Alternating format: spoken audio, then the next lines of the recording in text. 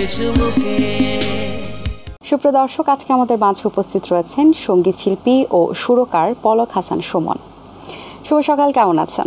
আলহামদুলিল্লাহ, ভালো আছি। আপনি কেমন আছেন? আমি বেশ ভালো আছি, আপনাকে অসংখ্য ধন্যবাদ। শুরুতেই জানতে চাই রিসেন্টলি কাজ সম্পর্কে, কি কি কাজ করা হয়েছে? রিসেন্টলি আমার তসিবার সাথে কাজ হচ্ছে, তারপর হচ্ছে সুমি শবনম, সাথী খান, শিল্পী বিশ্বাস, মোটামুটি সবার সাথেই কাজ হচ্ছে আমার, এবং রিলিজও হচ্ছে প্রতি সপ্তাহে। আচ্ছা, বেশ। কেমন সাড়া পাচ্ছেন বা দর্শকদের আসলে কি ধরনের চাহিদা এখন বেশি গানের ক্ষেত্রে?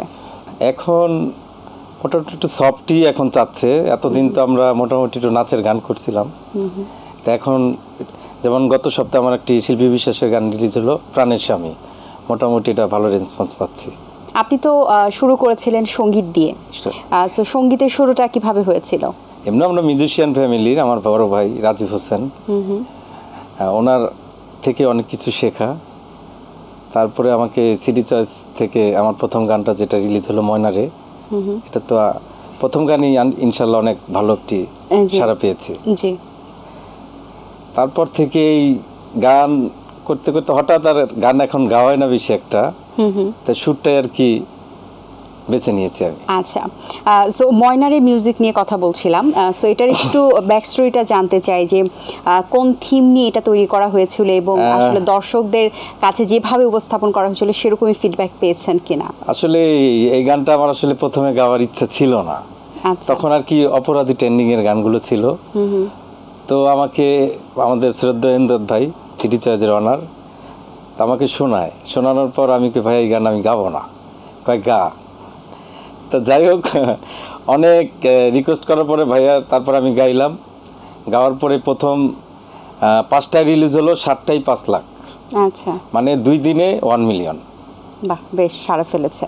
তারপরে এই আস্তে আস্তে এরপরে একটু গ্যাপ গেছে, আমার আম্মা মারা গেছিল সাথে, তার কয়েকদিন পরেই ওরা 2টা 1 বছর পর হয়েছে ময়নারে 2, তো ওইটাও মিলিয়ন গেছে, এটার মতো এত সাড়া পায় নাই। আসলে প্রথমটায় দর্শকরা খুব বেশি সাদর গ্রহণ করেছেন। সো সঙ্গীত থেকে সরে আসার রিজনটা কি? এখন সুর করছেন, গান থেকে আর গান কেন গাইছেন না? আসলে গান না গাওয়াটার একটা কারণ আছে, তা আমি এটা আসলে বলতে চাচ্ছি না এখন। এটা কি কোনো পার্সোনাল রিজন? না, পার্সোনাল রিজন না, এটা কোম্পানিদের উপরে ক্ষোভে আর কি। আচ্ছা আচ্ছা, তাই এটা আমি আসলে বলতে চাচ্ছি না। যাই হোক, আর শুরুর ক্ষেত্রে আমার এক বড় ভাই আছে, যখন উনি আমাকে একটা লিরিক্স দেয় যে আপনি সুর করতে পারবেন, করেন, তার প্রথমেই আমার যাত্রা শুরু হয় এফ এ সুমন ভাইয়ের মানে ওনার কণ্ঠে আর কি আমার সুরে। তো মোটামুটি ওইটা ভালো একটা সাড়া পেয়েছি, তারপর থেকে যাত্রা শুরু, এখন পর্যন্ত ইনশাল্লাহ একটা জায়গায় পৌঁছেছি আর কি। আচ্ছা, যেহেতু গান থেকে দূরে এসেছেন, কিন্তু যেহেতু সঙ্গীত শিল্পী আমাদের মাঝে আছেন, সো আমরা আপনার কণ্ঠে একটু মিউজিক ছাড়া 2টি লাইন গান শুনতে চাই। কোন গানটি আমাদেরকে শোনাবেন? আমি একটা রোমান্টিক গান করি আর কি। ওকে। মন হয়ে যায় ভালো আমার, একটু তুই ছুলে, মেঘ কাটার আলো দেয় মনেরই দেয়ালে, তোরা ধরে হৃদয় আমার সুখের দেখা পেল। ও কেন এত ভালো রে তুই, কেন এত ভালো, তোকে পেয়ে পৃথিবী আমার হয়ে গেল। কেন এত ভালো রে তুই, কেন এত ভালো, তোকে পেয়ে পৃথিবী আমার হয়ে গেল। বাহ, অসংখ্য ধন্যবাদ আপনাকে। আপনার আর একটা বেশ ফেমাস গান আছে, রঙিলা বউ। সো এই গানটি সম্পর্কে একটু জানতে চাই, গানটির প্রেক্ষাপট কি ছিল এবং কোথায় কোথায় শুটিং হয়েছে? সালমাপুর সাথে আমার প্রথম কাজ হয় রঙিলা পাগলা দিয়ে। তো ওই সিঙ্গারটা হচ্ছে সালমান রাজ। তো সালমাপুর তো রঙিলা 12ই রিলিজ হয়, ওর পর থেকে আমারও একটা ছিল যে আমি তাকে নিয়ে একটা কাজ করি। তা সালমাপুর সাথে এই পর্যন্ত আমার 10টা কাজ হয়েছে, তার মধ্যে রঙিলা পাগলাটা হিট বেশি। তা আমার সাথে যেটা এটা শুটিং হয়েছে আপনার প্রোফাইল, মডেল ছিলেন সুপ্ত আর হচ্ছে সিনহা। মোটামুটি ভালো একটা বিগ বাজেটের ভিডিও হয়েছে এটা।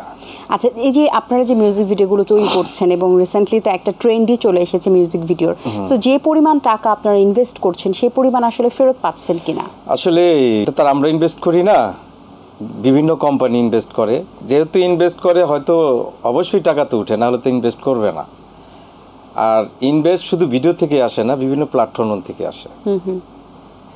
আর সেই তুলনায় আসলে যে ভিউ হচ্ছে, মানে একটা ভিডিও করতে গেলে যদি ভালোভাবে প্রপার করতে যাই মিনিমাম 2 লাখ 2.5 লাখ টাকা লাগে।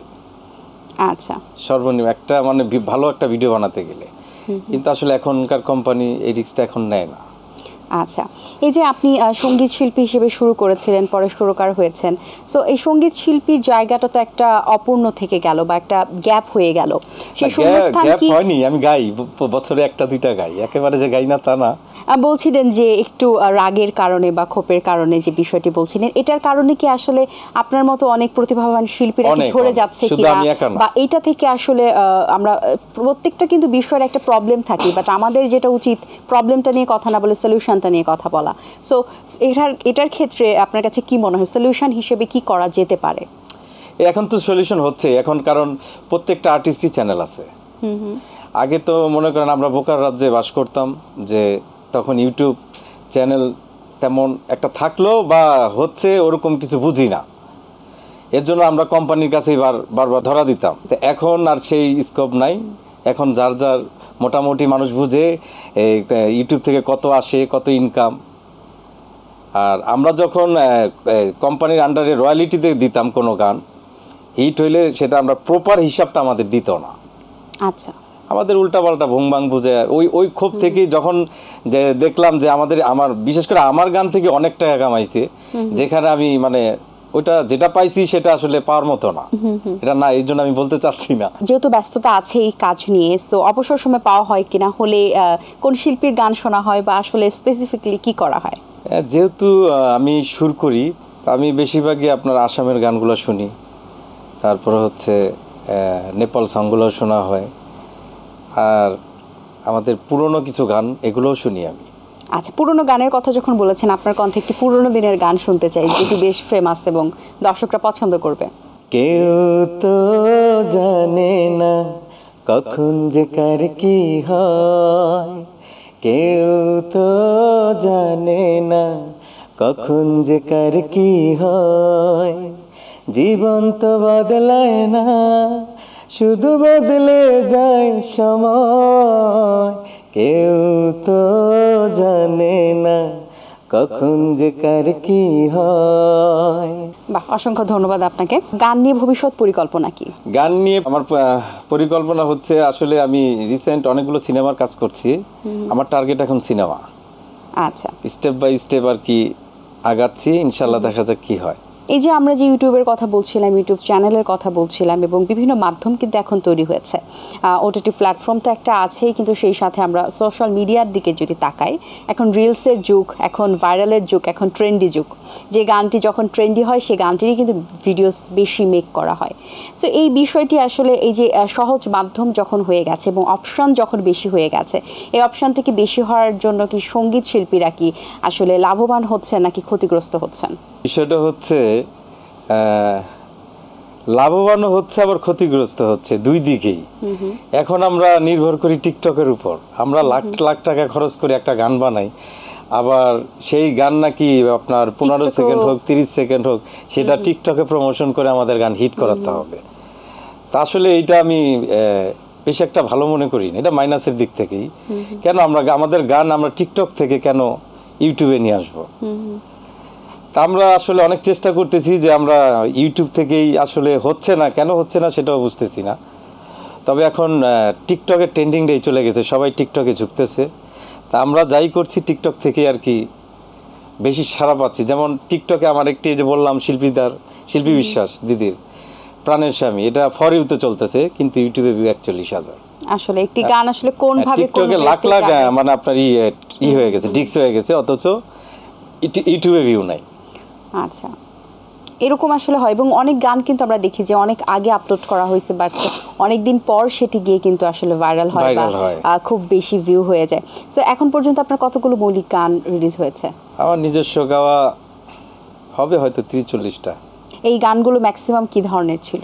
ম্যাক্সিমামই আমার কণ্ঠে অনেকেই স্যাড গানই নেয়, যেহেতু আমার স্যাড গান দিয়েই যাত্রা শুরু। আচ্ছা, ম্যাক্সিমাম শিল্পীদের দেখা যায় যে জীবনে যা কিছু ঘটে বা যা কিছু হয় সেগুলো নিয়ে সুর লেখা হয় কিংবা গানের কথা লেখা হয় এবং সেই ধরনের গানই তারা গাইতে ভালোবাসেন। সো আপনার যেহেতু স্যাড সং, জীবনে কি এত দুঃখ ছিল নাকি আসলে ভালো লাগা থেকেই? না না, আসলে ওরকম কিছু না, এমনি গাইতে ভাল লাগে বা আমার গলায় ম্যাচ হয় এর জন্য গাই, জীবনে কোনো দুঃখ নাই। আচ্ছা, বেশ। একজন শিল্পীর ক্ষেত্রে আসলে কোয়ালিটি থাকা বেশি জরুরি নাকি কোয়ান্টিটি? অবশ্যই তো কোয়ালিটি থাকা দরকার। কি ধরনের একজন শিল্পীর জন্য কোয়ালিটি থাকা প্রয়োজন? কোন কোন কোয়ালিটি থাকা দরকার? একটা শিল্পীর গান করতে হলে তাকে গানের আগে চর্চা করতে হবে। সেই শেখর থেকে যদি আপনি শিখে না আসা এই পর্যন্ত, এখন তো অনেক সিঙ্গার দেখবেন আসছে মিলিয়ন মিলিয়ন ভিউ, গান ছাড়লেই মিলিয়ন, উচ্চারণ ঠিক নেই, মানে কথার কোনো সাইজ বাইজ কিচ্ছুই ভালো না, অথচ গান হিট। বাট এগুলো তো বেশি দিন টিকবে না। আপনি ন্যাচারাল যারা প্রকৃতির সিঙ্গার তারাই কিন্তু আজীবনই টিকে থাকবে। আচ্ছা, এই গল্পের এই পর্যায়ে আপনার কণ্ঠে আরেকটি গান শুনতে চাই, কোন গানটি শোনাবেন? আমি আরেকটি স্যাড গান করি তাহলে।